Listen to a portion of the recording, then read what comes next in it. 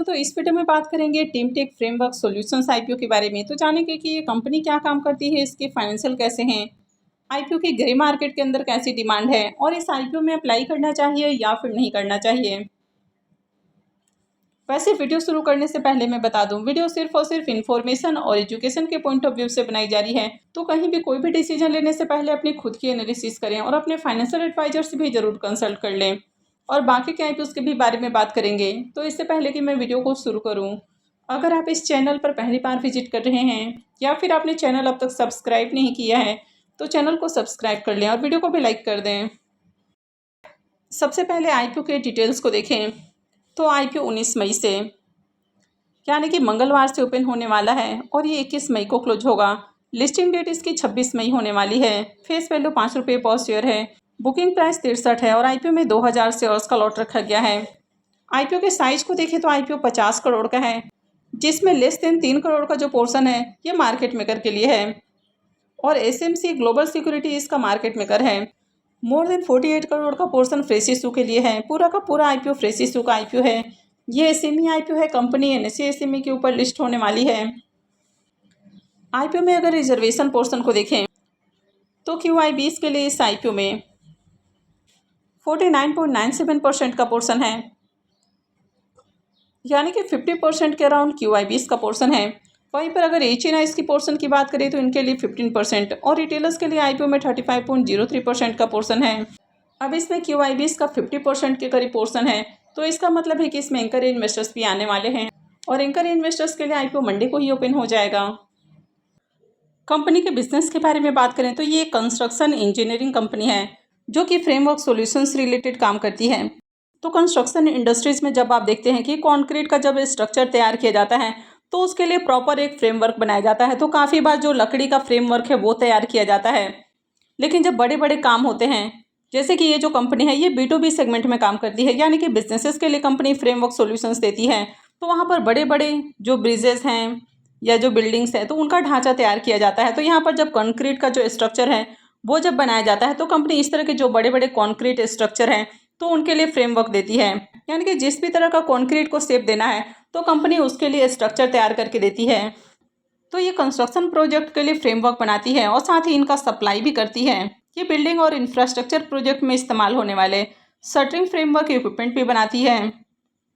अब कंपनी जो फ्रेमवर्क बना कर देती है तो इससे जो भी इंफ्रास्ट्रक्चर इंडस्ट्रीज हैं, यानी कि जो कंस्ट्रक्शन वाली इंडस्ट्रीज हैं, तो उनका काम आसान हो जाता है, क्योंकि अगर कहीं पर भी कंक्रीट से रिलेटेड स्ट्रक्चर को तैयार करना है तो उसके लिए उनको लकड़ी वगैरह का ढांचा तैयार करना होता है और ये जो कंपनी है ये रेडीमेड स्ट्रक्चर बना कर देती है। तो जो कंस्ट्रक्शन इंडस्ट्रीज हैं तो उनका काम आसान हो जाता है। ये B2B सेगमेंट में काम करती है, यानी कि जो भी इंडस्ट्रियल और कमर्शियल प्रोजेक्ट है तो कंपनी उनके लिए कस्टमाइज फ्रेमवर्क डिज़ाइन करती है। तो बेसिकली ये जो कंपनी है ये कंस्ट्रक्शन इंडस्ट्रीज़ के लिए काम करती है, यानी कि कंस्ट्रक्शन इंडस्ट्रीज़ के लिए कंपनी फ्रेमवर्क बनाने का काम करती है। तो बिज़नेस को देखा जाए तो ठीक ठाक बिजनेस है। कंपनी की मैन्युफैक्चरिंग फैसिलिटीज़ तेलंगाना में है, तो ओवरऑल बिजनेस अच्छा है। हालांकि ये कोई यूनिक बिजनेस नहीं है। अब कंपनी के अगर फाइनेंशियल को देखें तो यहाँ पर फाइनेंशियल 24, 25 और 26 3 सालों का कंप्लीट फाइनेंशियल देखने को मिल जाता है।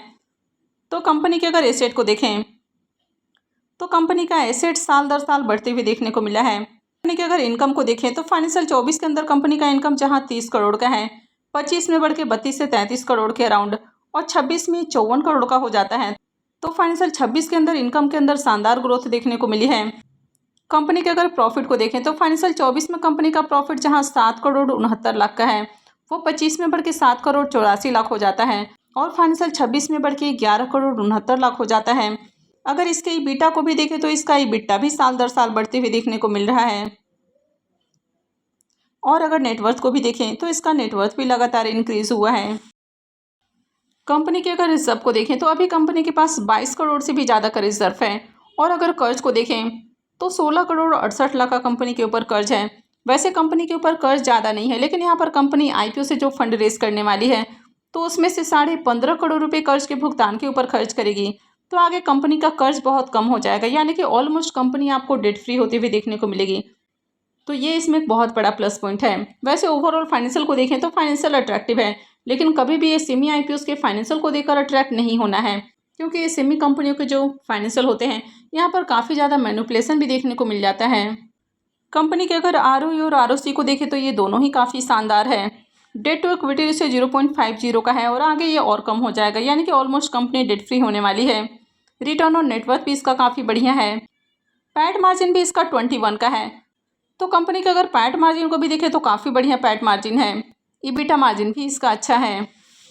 कंपनी में अगर प्रमोटर्स की होल्डिंग को देखें तो अभी प्रमोटर का स्टेक इसमें 81.25% का है, जो कि IPO लिस्टिंग के बाद कम हो जाएगा। अब यहाँ पर EPS वगैरह डिस्कस नहीं किए गए हैं, तो आगे अगर इसकी और अपडेट आती है तो मैं आपको फिर से अपडेट देने की कोशिश करूँगी।